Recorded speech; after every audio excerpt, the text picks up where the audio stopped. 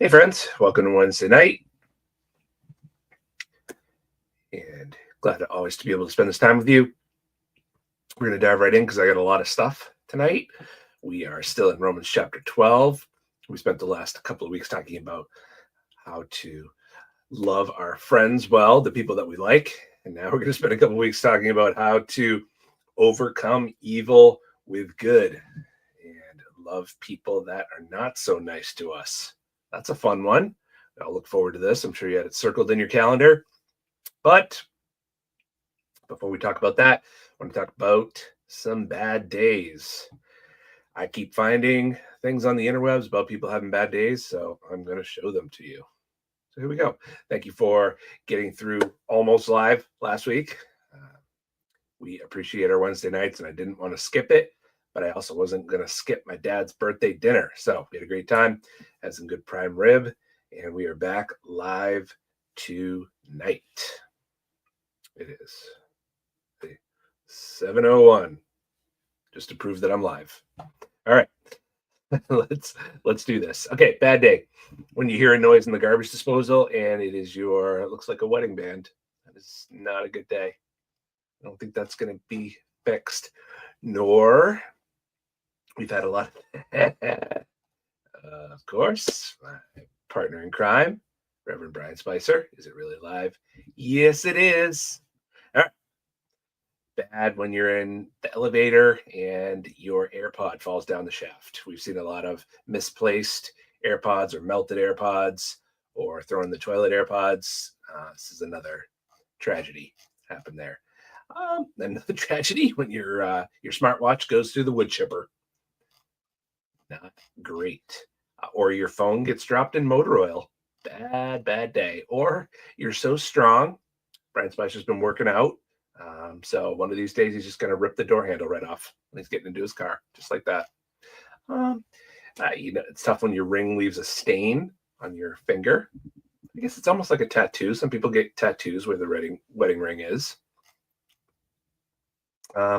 Maybe don't get dressed in the dark because those two shoes are not the same color. Bad day.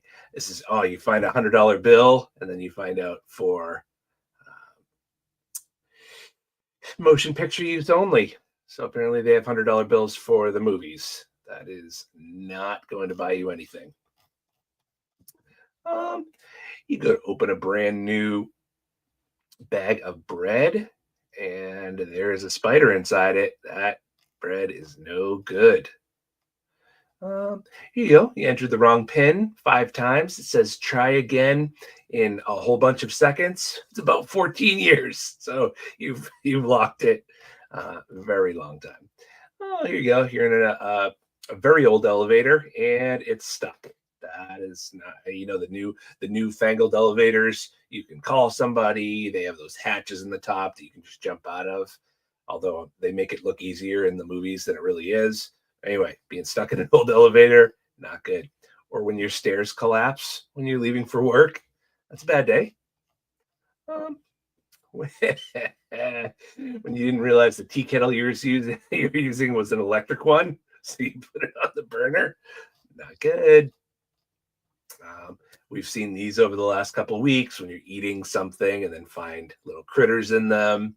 That's no good. Bad pistachios. I think I've seen this before. Skittles all over the place. I'm not sure why they wouldn't just throw it away, but this toothbrush has mouse droppings on it. Okay, just throw that away if that ever happens. I think I've seen this. My significant other throws their contacts behind the bed. Why would you do that? That's not okay. Something is terribly wrong with my milk. Yeah, it is not supposed to be congealed like that. Cats plus Legos equals a smelly disaster. I love cats, but I'm pretty sure they peed in the Legos. That is gross. This always happens. It's like you finish half the meal before you determine that there's ants in your food or some other kind of bug. This is a bad day. The lunch of the day is soup. Not going to get a lot of soup in those plates. Let's see what else we have. This your basement is become flooded. That's a tough day. We've seen a lot of these over the last couple of weeks. A lot of eggs, a lot of money crushed on the floor. This is very true. This is one of the things that happens if you park next to a fire hydrant. If they need it, they will smash your window and put the hose right through your car. And that serves you right for parking next to a fire hydrant. If you have honey leaking out of one of your electrical outlets, that's not good. Not just because that's bad to have honey leaking out of your electrical outlet, but it means there's probably bees somewhere. Monkey stole my juice box. That's a tough day. I'm not sure why you were drinking a juice box, but hey, judgment-free zone. It's tough when you do the allergy tests and you're allergic to everything. Maybe they're just allergic to the needle they were using. I don't know. Hey, you order a diary and you just want it blank, and your instructions of please no text, they just put in front of it. So now your diary just says please no text on the front of it. This is the best case scenario out of all these so far. A light bulb fell into my dinner. I feel like that could still be salvaged. I mean, not ideal, but this is tough. Another problem with AirPods when somebody thinks the mug warmer is a charger. Not cool. Melted.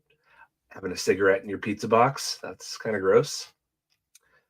Breaking a $5,000 bottle of liquor. No good. We talked about where your toothbrush land is. We thought the worst place would be in the cat litter box.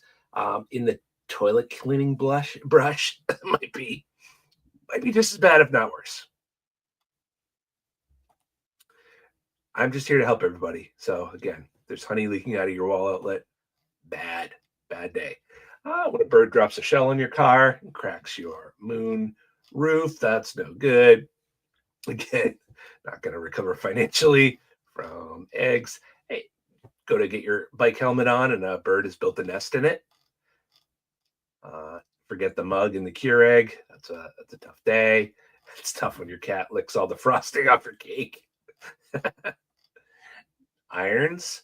We've seen all kinds of things. There seems to be trending with things that cause bad days. Irons are one of them. This is really tough. Instead of a nice clean floor that you drop this on, this looks like a dirt floor or maybe like a garage floor. And those are very unsalvageable. Very sad. That's a lot of meat wasted. Yeah, you look down at your oatmeal and see a little creepy crawly in there. Gross. This is tough. This happens with Amazon. People will buy something and then put something alternative in the box and return it. You only get 3 or 4 of those. They keep track of these things because they actually account for this kind of behavior. Unfortunately, that they have to account for this kind of behavior. But then when they resell it and you think you're getting a Dremel, that's not a beard trimmer. It's a Dremel tool.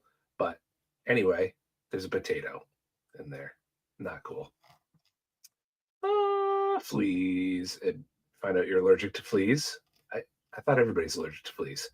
When a bird uses the restroom on top of your water bottle, that is very, very tough. So yeah, bad days. Bad days. But for some perspective, we get to talk about loving our enemies. So we're in Romans 12. If you remember, we've kind of rounded the corner in Romans. We're moving from gospel instruction, like what is the gospel? What's God's part in the salvation work? What's our part in the salvation work? What's predestination mean? All those things we talked about. So we're moving from gospel instruction to gospel application. What do followers of Jesus look like? What does it look like when the gospel gets into you and starts to work out of you? I read a nerdy statement this past week. Gospel imperatives always grow out of gospel indicatives. Gospel imperatives grow out of gospel indicatives. So it just means that gospel imperatives, what you must do, always grows out of gospel indicatives, what God has done. And we've kind of said this, what we do comes out of and grows out of what God's already done. His done fuels our do. The fire to do in the Christian life comes from being soaked in the fuel of what has been done. And Paul spent 11 chapters in Romans detailing all the awesome things that God has done for us in the gospel. And now he's going to spend the last 5 explaining what that means for how we treat each other. He started in chapter 12 with our relationships inside the church. Remember, verses 9 through 13 are about how we treat our friends or the people with whom we are in harmony. Verses 14 through 21 are about how we treat our enemies, or at least people with whom we are in conflict. My watch thinks I'm talking to it. Hey, Mom. Gospel imperatives always come from God's indicatives. Yes, this is very true. All right, so the question for this week, how do you react when someone disappoints you or lets you down or treats you unfairly? Are you a fight person or a flight person? And you could probably answer that. Many of you would say, I'm more, just somebody comes at me, I'm going at them. Or you're a person who doesn't like conflict, avoids it at all cost, more like a flight person. Or maybe you're a combo. You're kind of like a smack and run person. When somebody really offends you or lets you down or does you wrong, how do you respond? What's your natural inclination? I heard a story, kind of a joke, but husband says, honey, I'm so sorry I've blown up so many times at you over the years, but every time I do, you just stay so calm. How do you do that? And she replied, oh, it's easy. Whenever you get upset at me, I just go and clean the bathroom. I scrub the toilet. And he said, and that helps? And she said, oh, yes, because I always use your toothbrush. How do you respond when people treat you unfairly? So I want you to realize that Paul is writing to people in the early church in Rome who knew firsthand what it was like to be treated unfairly. Sometimes it's easy to forget that these letters in the New Testament were written to real people who had real problems and challenges. So first, these people experienced conflicts in their marriages and families and friendships and businesses, just like we do. People are still people. Secondly, Rome was a very hierarchical society with clear lines of distinction between the privileged and the underprivileged class. There were different standards of justice. There were different opportunities for progress. And we know from history that Christianity's first converts were people from the lower classes.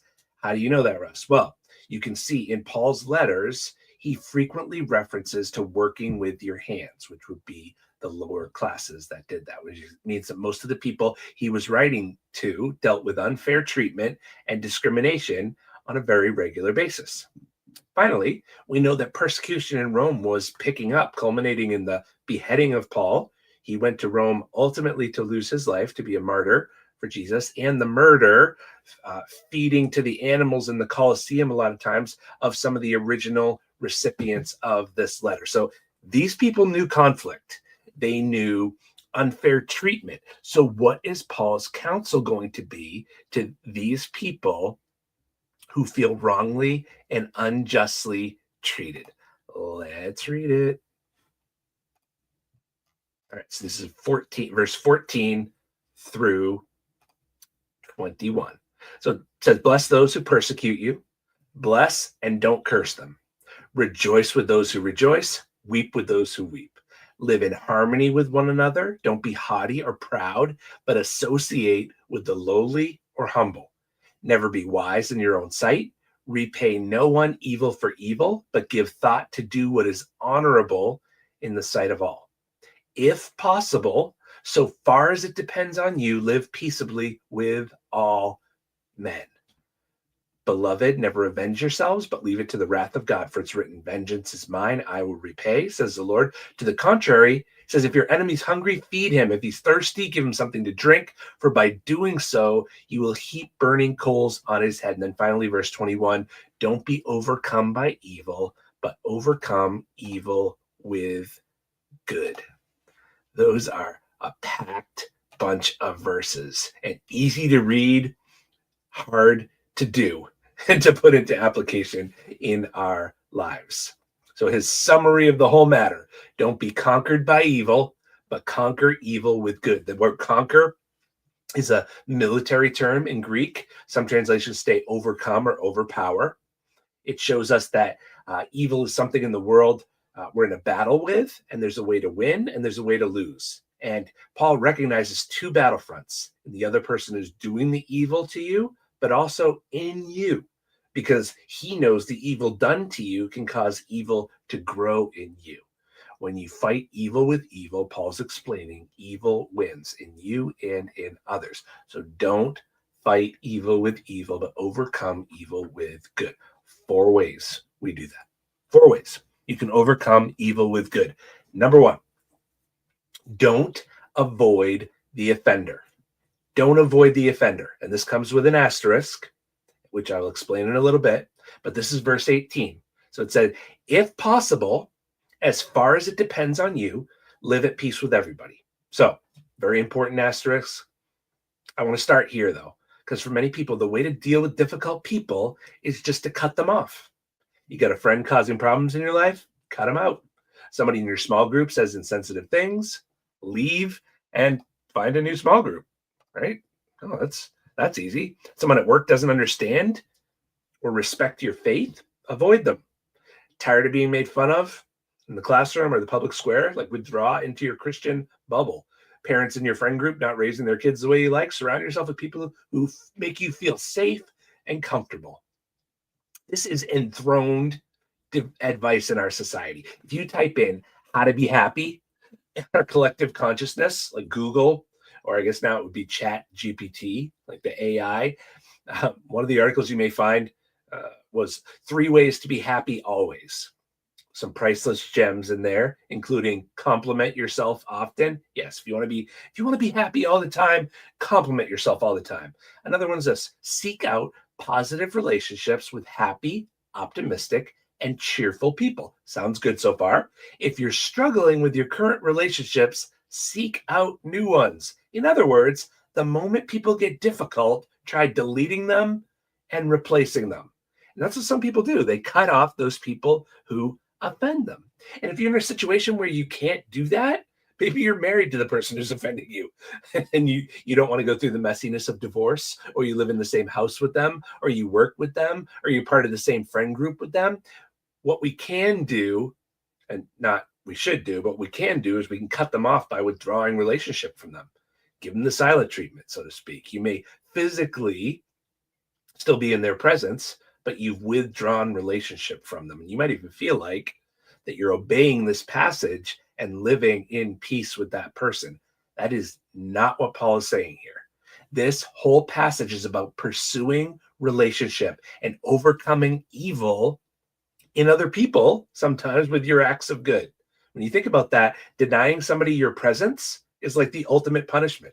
That's God's final judgment, right? When he says, depart from me, you workers of iniquity, he turns his face away. That's what hell is. It's the absence of the presence of God.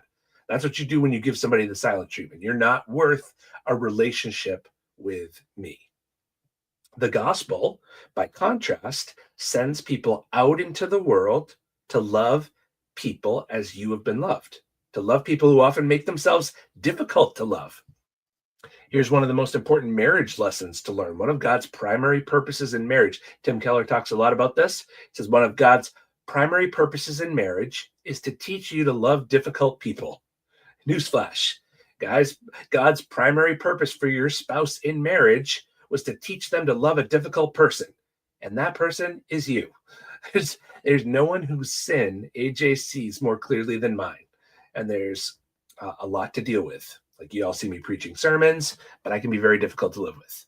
God's design for marriage was not just to make us happy by giving us a great companion in one another. And AJ is that. But the primary purpose that God has for us is to make us holy. And in marriage, he does that by giving us a chance to love as we have been loved. So Paul's first point here is don't avoid the offender. How do we overcome evil with good? Don't avoid the offender. Here's the caveats. The first thing, I'm not saying there's never a time to regulate your relationships. If you and a person get along like oil and water, we don't all get along. Not everybody likes me and thinks I'm funny. I'm not saying you have to make them your best friends. Paul's point is you don't avoid relationships with difficult people, and you don't try to pursue peace and harmony by withdrawing yourself from anybody who bothers you or offends you. So that's first caveat. The second one, and even more importantly, this is the asterisk on this. When we say don't avoid the offender, This does not mean you are to stay in an abusive relationships or a relationship where you're being criminally taken advantage of. Sometimes people assume that it's Christ-like to stay in a situation like that, or that that's what Romans 12 is telling you to do. But Paul's going to follow up this passage with Romans 13, which we'll get to in a couple of weeks, which explains the role civil governments have in keeping justice. They're God's instruments of justice and peace, and they're established by God to give protection that we're supposed to be able to rely on. So if you're in a relationship that's abusive, particularly criminally abusive, you're not supposed to turn to them and rely on them. Furthermore, Paul includes two phrases in this passage that show he's not talking about staying in an abusive relationship. The first one in verse 18 is, if possible, be at peace with all men. If possible implies that there are situations where it's not possible. It is not God's intention for you or anyone else to remain in an unsafe situation or a situation where you're being exploited.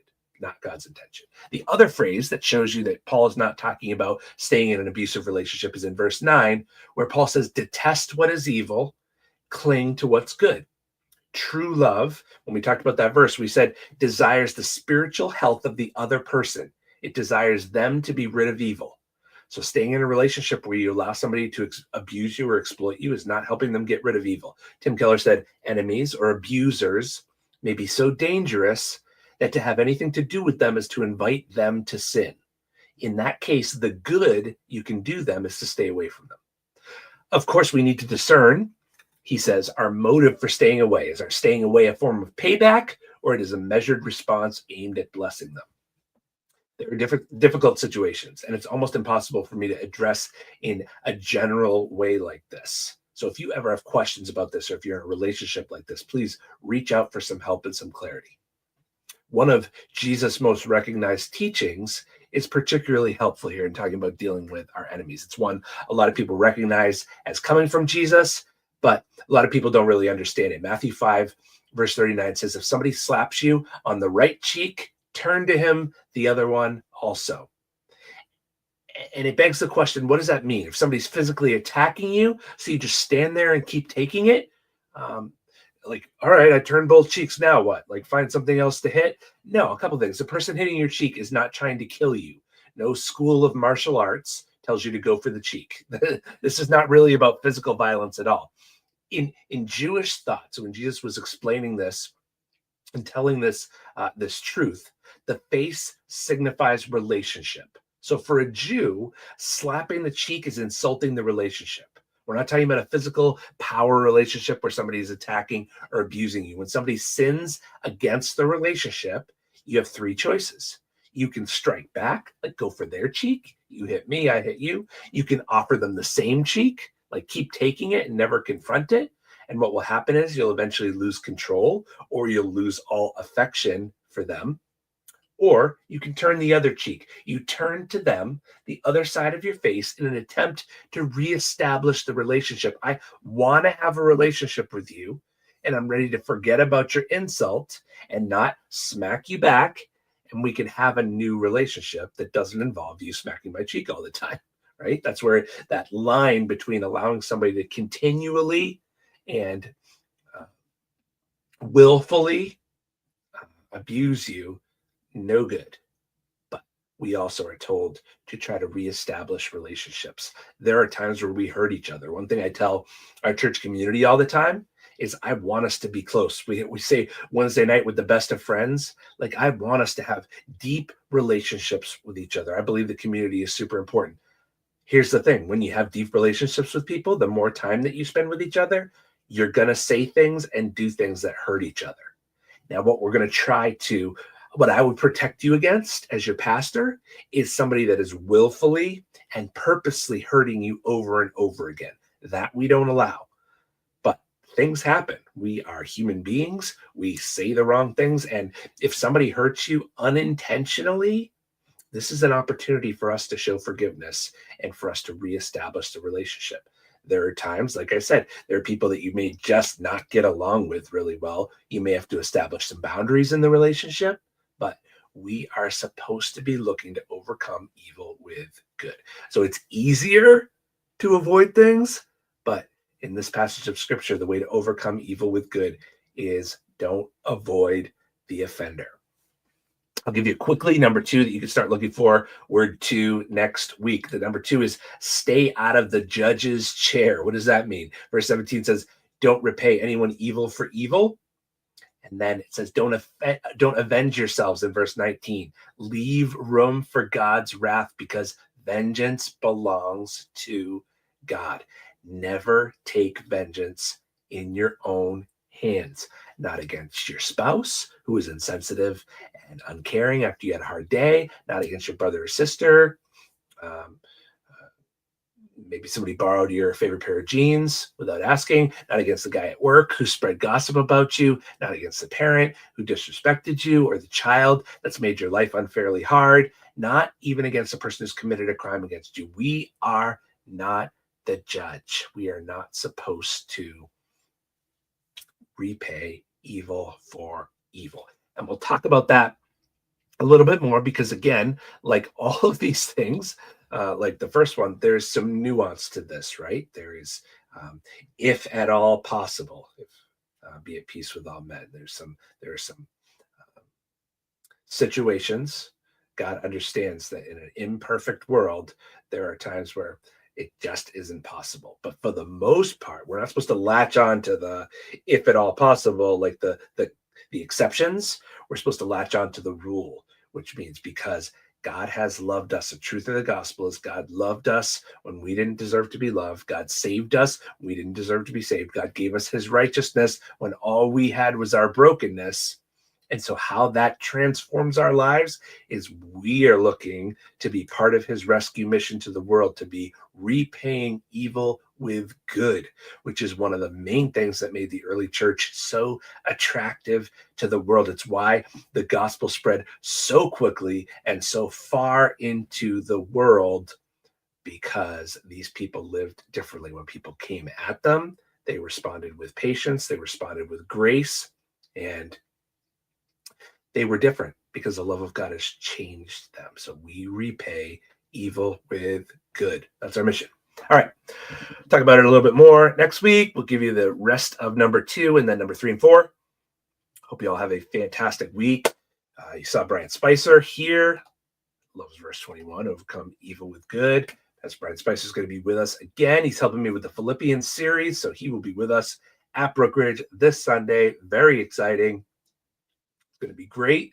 And he's also on Bay State Live at 7:30 if you want to hear a little bit from him tonight. So we are praying for you. We are very grateful for this community, and I will talk to you all about this time next week. Take care.